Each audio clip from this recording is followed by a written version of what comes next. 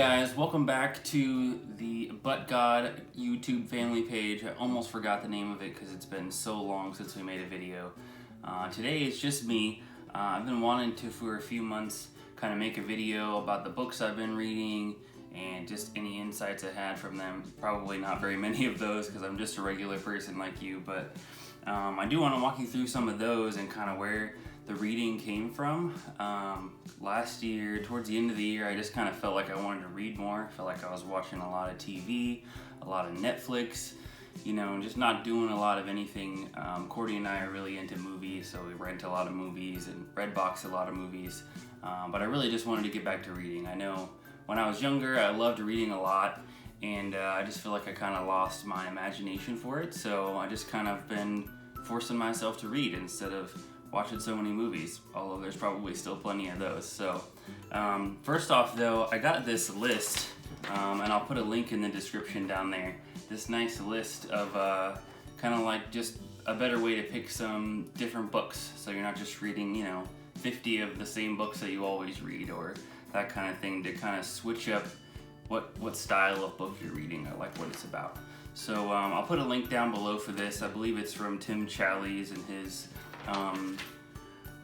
ministry or whatever you want to call it. So if we start back a bit, this is the first one that I read, and this is 12 Ways Your Phone is Changing You by Tony Reinke. And this one really piqued my interest because I used to have, and probably still have, quite a problem with technology and phones. And when Courtney and I first got married, I was spending a lot of time just wanting to get a newer phone like every month. Like it was bad. I used to sell phones when I was younger, and just sort of picked up like a bad kind of addiction to that. And this is really insightful. 12 Ways Your Phone is Changing You. This kind of walks through like kind of how you're changed and your mind is changed with a smartphone.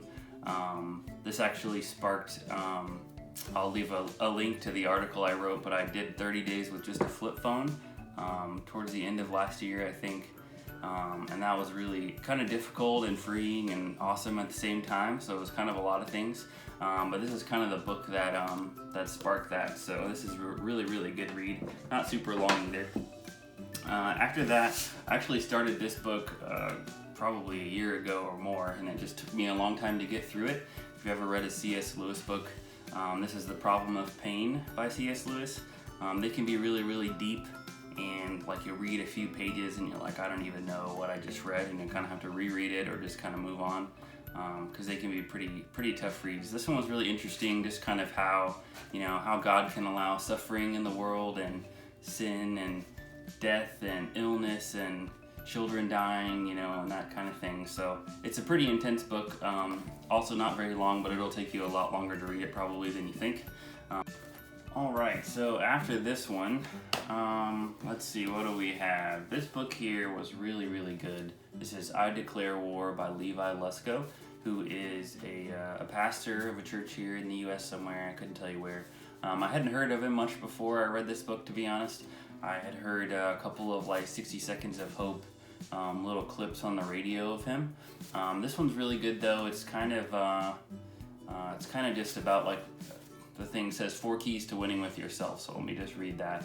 That's a pretty good description. Just kind of walks through a couple of things that you can do to kind of win the battle against yourself, like mentally, and kind of with your emotions and your feelings and your thoughts, and kind of how to control your own thoughts that are kind of coming at you. So this one was really, really good. It looks a bit longer, but it's not. It's really like 200 pages or so, and I read it so quick. It was just really good, kind of the way he writes, and his personality, his sense of humor really comes out in this. So really, really good book. You should 100% read this one. This here is a little bit deceiving. This is 3 books in one by A.W. Tozer, which I did not read all 3 right now. I just really finished reading The Pursuit of God, which is this first one here.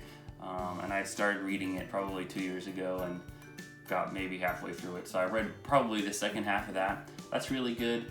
Just kind of about being intentional, about seeking God out, and God will be faithful to answer us when we seek Him out. That's probably the best description I have, considering I read the other half of it quite a while ago. After that, I do have some Fiction. So like I said earlier, I did like reading a lot when I was younger, and for probably 10 years or so, I've been trying to read the Lord of the Rings books. I just always heard they were good. I never read them when I was a kid. I did watch the movies, the ones from like 2000 or so. And I always wanted to read the books, but I always get stuck somewhere in the Shire, and this one specifically, and I just couldn't chug through it to get to the good stuff. So I finally did, and these I actually did read this year. So I read all three of these books, probably about 2 or 3 weeks each, which for me is pretty good. So these are really good. I think probably the first one was my favorite of the three. I'm not going to give you a summary of each of them, because if you don't know what's going on in the Lord of the Rings, go read them. Honestly, I don't want to spoil it for you. So they're really, really good. Probably the first one was the best, second one, second best. The third one was okay.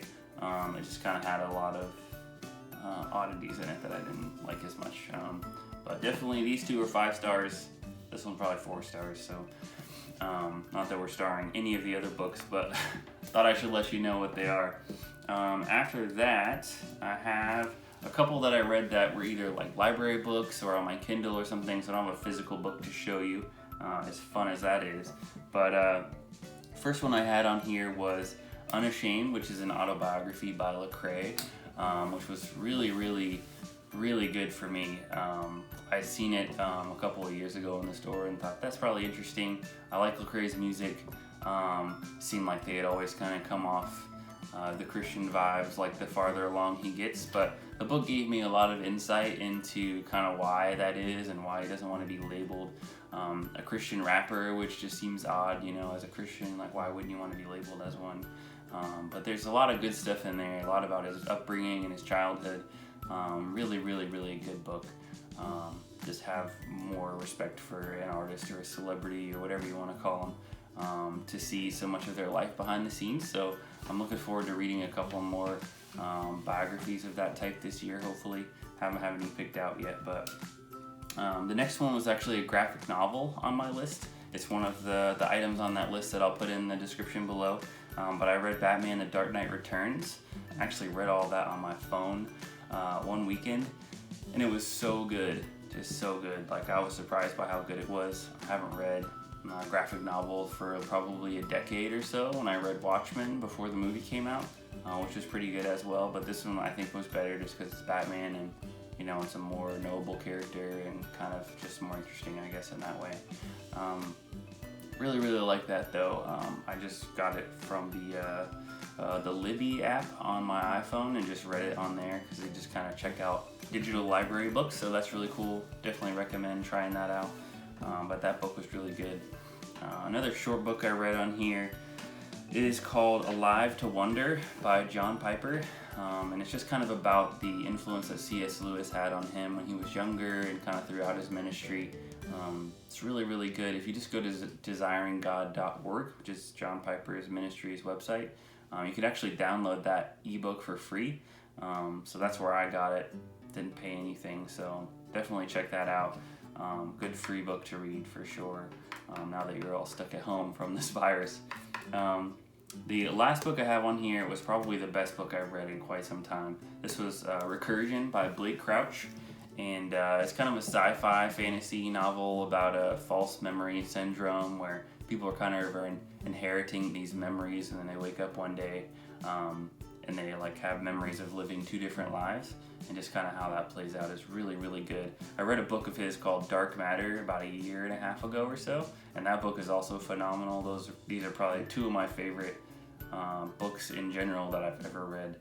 Once you get through probably the first 25%, it's just like page turner, and not very many books could do that for me, where you just want to keep going, you want to stay up late, you want to sneak it into the bathroom or wherever you can read and get a second. You got a 15-minute break, you just can't stop reading it. These are really, really good books that he's writing, so I'm hoping there'll be some more good ones from him. I may go back and read some other ones that he's written before, but these are really, really good. So read Recursion, Blake Crouch, so good. Now, I have a couple of books that I wanted to show you that I'm kind of currently reading, or maybe I've been reading for a while and not succeeding on finishing them. So the first one I have is the devotional that I try to read. I probably only get to this probably once a week, just because I'm not very good at routines and not very disciplined, if we're being transparent on this channel. So this is the New City Catechism devotional. There's a number of authors here, but the reason I like this one so much is because they kind of break down just like one simple question about Christianity. So like this one here is, what is idolatry? And it'll have just kind of a Bible verse that explains what idolatry is in general. And then there'll be commentary. So this one is Martin Luther, which is obviously from a long time ago. And then the second piece will be from a newer like pastor or someone like that. And then a nice little prayer at the end. So it's kind of the basics of the Christian faith, but most people probably don't know the basics, if we're being honest, and I certainly don't a lot of the time. So this is really, really good, not just for new believers, but for any believer, to be honest. It's really, really good. So I recommend that. This is the fiction book I'm trying to read right now, which is called Sleeping Giants. The author's name is Sylvain Neuvel, probably saying that wrong, but this one has been all right so far. It's got a really good review here from Blake Crouch, which is the author of the book I just gave you a minute ago. So I thought it's got to be good, right? And just kind of the way it's written has been a little bit difficult for me, because it's kind of, some of the chapters are like interview style, and it's just kind of, it's interesting, I guess. But I'm hoping to get through it. Kind of struggling right now. I've had it for a couple of weeks and I just barely touched it. So for a sci-fi book, that's probably not good, but hoping to chug through it and it'll get better. A couple more I have here. This one is The Mortification of Sin by John Owen, who's a Puritan from I think the 1600s or so. This book I've owned for probably 2 years, if not more now, and I'm still just halfway through. I read maybe a chapter every couple of months, because I really got to be in a right state of mind to try and get through the wording, and it's kind of Old Englishy, kind of intense way to talk. It is really good once you can get kind of the gist of it, at least the parts that I've read so far, but really wordy and kind of tough to get through. So pray for me on that one. I'm going to need it for sure. This one here is Emotionally Healthy Spirituality, which hopefully you've heard of. Courtney read this and went through a class, I think, and continues to recommend it to me. I don't think that I'm probably very emotionally mature, and I think it probably affects my spirituality, hence the name. So I'm working on this. I haven't spent too much time reading it, as you can tell, but yeah, so far so good. I'm hoping that it'll be really impactful for me. Definitely those books are the better ones, the ones that have a lasting effect on you, so hoping for that one.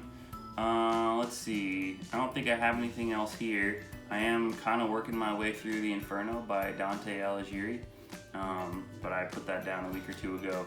All this virus stuff started happening, and I had to move to work at home and all this stuff, and I just haven't picked it back up. So I'm going to get through that, I think, pretty soon. So yeah, that's probably all the books that I've read. I will, like I said, put this list in the description down there in case you want to use it. I'm using this, that's upside down. I'm using the committed one, which is 52 books in a year. So hopefully I'll get through that many. Considering it's the end of the March and I'm at 10, I'm a little bit behind, so I got to pick up the pace a little bit. Hopefully I can do that. But anyways, just a goal to set for yourself, you know. There's a couple more. There's a light one here that's just 13 books in a year. There's 26. Or if you're crazy, 104 books in a year, which is 2 books a week. Good luck with that. Maybe that'll be me in a couple of years, but it's not today. So anyways, thanks so much for coming. Thanks for watching. Share this with anyone who you know is a reader and they might be interested. Just anyone in general. We just kind of like to be transparent. I know it's been a long time, but hopefully we'll have some more videos soon for you guys. So hang tight, get outside, stay 6 feet apart. Love you guys. See ya.